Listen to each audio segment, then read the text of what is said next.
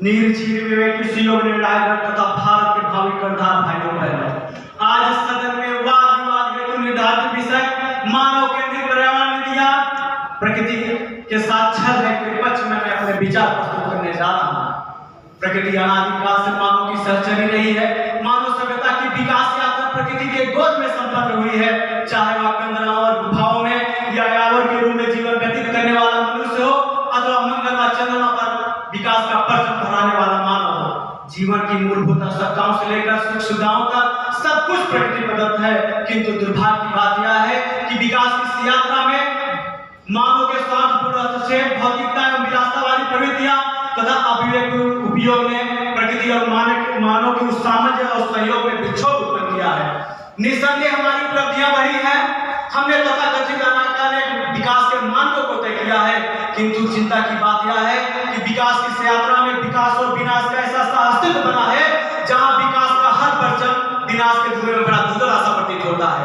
इन्हीं परिस्थितियों में आप विचारणीय हो जाता है कि मानव केंद्रित विकास को समर्पित तमाम योजनाएं कहीं हमारी सर्वव्यापी प्रकृति के साथ छलावा तो नहीं है, जैसा कि आज के बात का विषय है। अध्यक्ष महोदय, प्रकृति और मानव के अस्तित्व के संबंध में पर्यावरण संबंधित किए गए आद्योपांत प्रयासों, संकल्पों, नीतियों की यदि यथार्थवादी समीक्षा की जाए तो शायद इसमें किसी को संशय होगा कि ये नीतियां प्रयास न केवल बौद्धिक विलास और मानसिक कसरत बनकर रह गई हैं, अपितु यह नारों और दीवारों पर की सिमट कर रह गई है, क्योंकि वास्तविकता के धरातल पर न तो इनका कोई क्रियान्वयन दिखाई पड़ता है न इनकी प्रति प्रतिबद्धता दिखाई पड़ती है।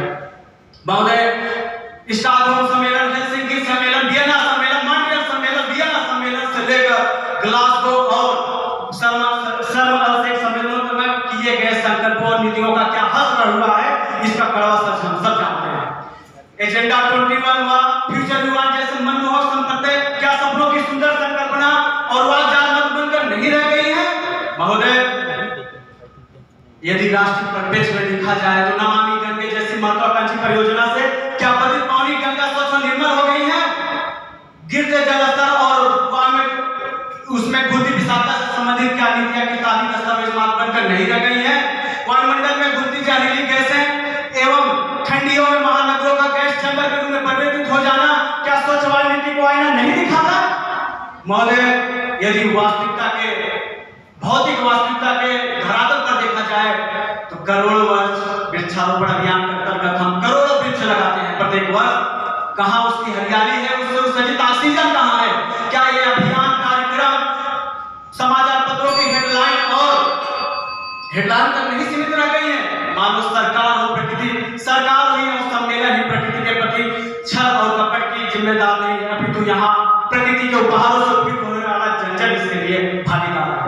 रखेंगे अगर हम ख्याल उनका तो भी हमारा ख्याल रखेंगे। पॉलीथीन की जगह झोला, टिश्यू पेपर की जगह रुमाल रखेंगे। एक पौधा लगाओ, संभालो उसको, यकीनन वो पर्यावरण को संभाल रखेंगे, यकीनन वो पर्यावरण को संभाल रखेंगे।